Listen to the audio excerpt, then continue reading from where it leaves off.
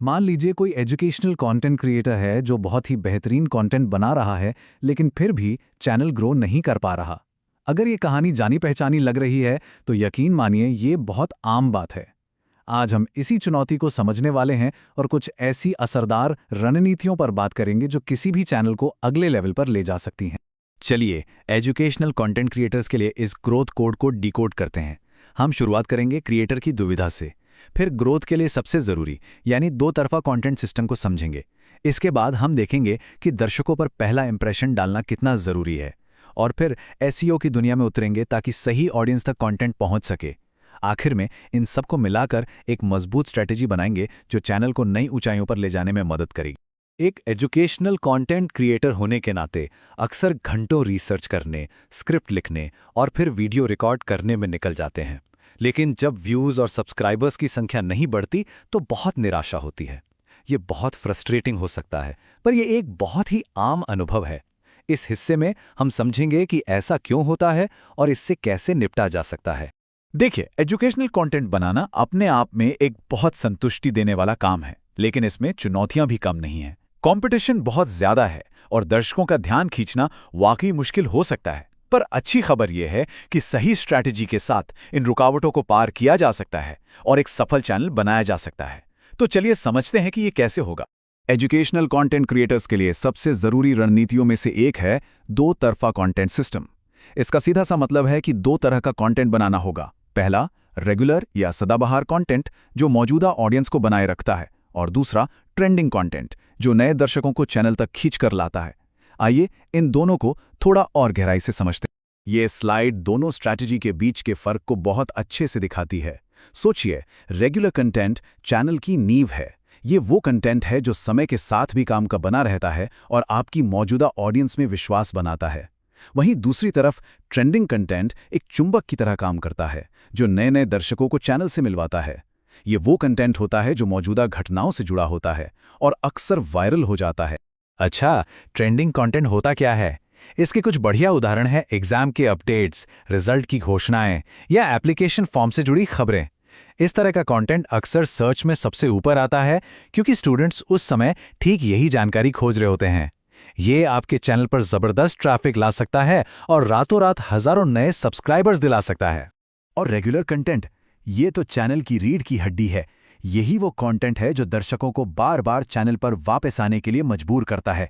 जैसे कि हर यूनिट के लेसन्स, पिछले सालों के क्वेश्चन पेपर्स का एनालिसिस या सैंपल पेपर्स को सॉल्व करना। ये कंटेंट चैनल की क्रेडिबिलिटी और गहराई को बढ़ाता है, जो लंबे समय तक दर्शकों को जोड़े रखता है। ये कहानी एक पावरफुल रिमाइंडर है कि क्वालिटी हमेशा क्वांटिटी से ज़्यादा ज़रूरी होती है। एक क्रिएटर जिसके सिर्फ 1000 सब्सक्राइबर्स थे, उसने अपने विषय पर एक सफल ऑनलाइन कोर्स लॉन्च किया और 8000 रुपये से भी ज़्यादा की कमाई की। ये दिखाता है कि अगर किसी के पास शेयर करने के लिए कीमती नॉलेज है, तो कम ऑडियंस होने पर भी एक सफल करियर बनाया जा सकता है। तो ठीक है, दो तरह के कंटेंट की स्ट्रैटेजी तो समझ आ गई, लेकिन इसे असल में लागू कैसे करें? यहीं पर काम आते हैं अमल के ये 3 स्तंभ। एक सफल एजुकेशनल चैनल बनाने के लिए इन 3 खास चीजों पर ध्यान देना होगा। पहला, इंप्रेशन, डिस्कवरी और एक यूनिफाइड स्ट्रैटेजी। चलिए अब इन तीनों को एक एक करके समझते हैं। कहते हैं ना, first impression is the last impression.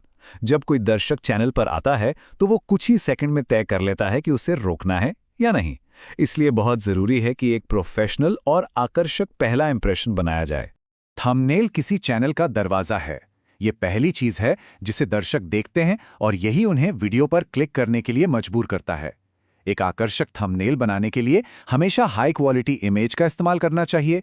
Text को साफ और पढ़ने में आसान रखना चाहिए और ऐसे रंगों का इस्तेमाल करना चाहिए जो ध्यान खींचें। एक बेहतरीन थंबनेल के अलावा ये भी उतना ही जरूरी है कि हाई क्वालिटी ऑडियो और वीडियो तैयार किया जाए। खराब ऑडियो दर्शकों को वीडियो बंद करने पर मजबूर कर सकता है, चाहे कंटेंट कितना भी अच्छा क्यों ना हो। ठीक उसी तरह साफ सुथरी वीडियो क्वालिटी, जैसे कि डिजिटल बोर्ड का इस्तेमाल, चैनल को एक प्रोफेशनल लुक देता है और दर्शकों का भरोसा जीतता है। एक बार जब हाई क्वालिटी कंटेंट बना लिया, तो ये भी तो पक्का करना होगा ना कि लोग उसे ढूंढ भी पाएं। यहीं पर एसईओ यानी सर्च इंजन ऑप्टिमाइजेशन काम आता है। एसईओ का मतलब है वीडियो को सर्च इंजन के लिए ऑप्टिमाइज करना, ताकि जब कोई स्टूडेंट किसी टॉपिक को सर्च करे तो आपका वीडियो सबसे ऊपर दिखाई दे। एसईओ सुनने में थोड़ा मुश्किल लग सकता है, लेकिन कुछ बेसिक बातें हैं जो सभी क्रिएटर्स को पता होनी चाहिए। सबसे पहले, वीडियो के टाइटल, डिस्क्रिप्शन और टैग्स में उन कीवर्ड्स का इस्तेमाल करें जिन्हें स्टूडेंट्स सर्च कर रहे हैं। दूसरा, ये पक्का करें कि टाइटल्स जानकारी देने वाले और दिलचस्प हों। और तीसरा, अपने वीडियो को दूसरी वेबसाइटों और सोशल मीडिया प्लेटफॉर्म पर भी प्रमोट करें। अपने कॉम्पिटिटर्स का एनालिसिस करना चैनल को बेहतर बनाने का एक शानदार तरीका है। देखें कि वो क्या अच्छा कर रहे हैं और कहाँ कमी है। उनकी ऑडियंस की डिमांड को समझिए और देखिए कि क्या उनसे बेहतर कंटेंट बनाया जा सकता है। आप उनके वीडियो पर आए कमेंट्स को भी पढ़ सकते हैं, ये देखने के लिए कि लोग क्या कह रहे हैं और क्या चाहते हैं। ये मार्केट रिसर्च का सबसे अच्छा तरीका है। एक सफल एजुकेशनल क्रिएटर बनने के लिए एक इंटीग्रेटेड स्ट्रैटेजी की जरूरत होती है। इसका मतलब है कि कंटेंट, मार्केटिंग और ब्रांडिंग सब कुछ एक साथ मिलकर काम करना चाहिए। जब एक इंटीग्रेटेड स्ट्रैटेजी होती है तो दर्शकों के लिए एक कंसिस्टेंट और यादगार एक्सपीरियंस बनाना आसान हो जाता है। तो ग्रोथ कोड इन खास चीज़ों से मिलकर बना है। ट्रेंडिंग और रेगुलर कंटेंट का बैलेंस, एक शानदार पहला इंप्रेशन और दमदार एसईओ।